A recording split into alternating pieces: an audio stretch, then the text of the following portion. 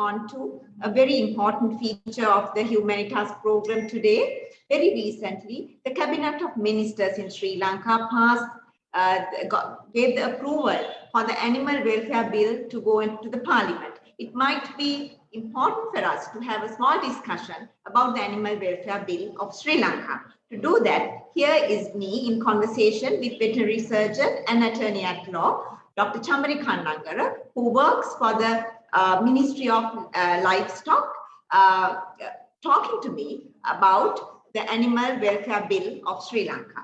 Over to you. I think I will ask you the direct question. Chamari, can you come on Zoom? Hello, Chamari, are you here? Yeah, I am here. Chamari, I think we will go on to ask you the questions directly. I'm sorry the video is not playing. Can you tell us something about the Animal Welfare Bill of Sri Lanka? Where is it right now?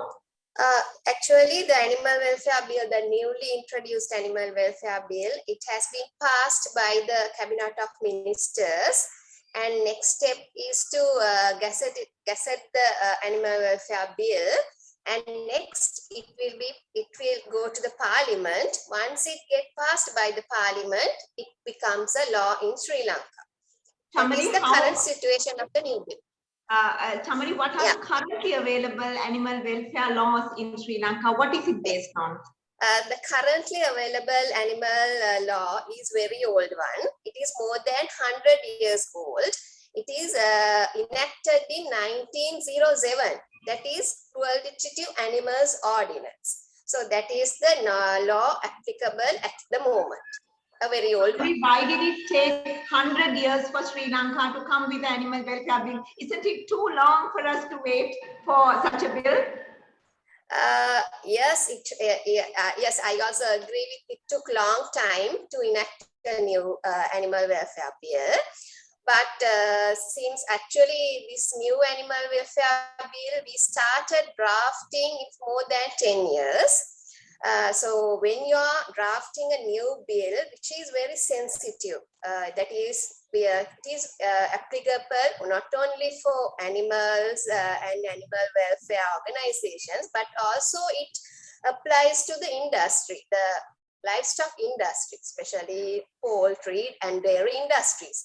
So when you're formulating a new act which affects different vast areas of animals or welfare, so you have to think about all the aspects. So you have to safeguard the industry, the livestock industry, and also you have to take the comments of the animal welfare activities, and also you have to safeguard the welfare of the animals. So it took long time to prepare a bill which cater all these issues and all these suggestions. That's why it took long time.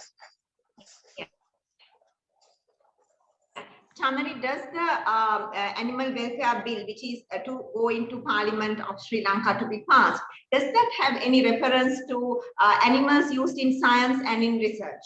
Yes, because the current animal welfare legislation, that is the Cruelty to Animals Ordinance, the old one, it doesn't say any special features, it doesn't give any special legal backup for experimental animals. But the new one, which we are going to introduce in future, there's a separate section for experimental animals. So it says there's a use of live animals for experimental and teaching purposes. So we are giving a separate section to safeguard the welfare of this laboratory and other animals used in experiments.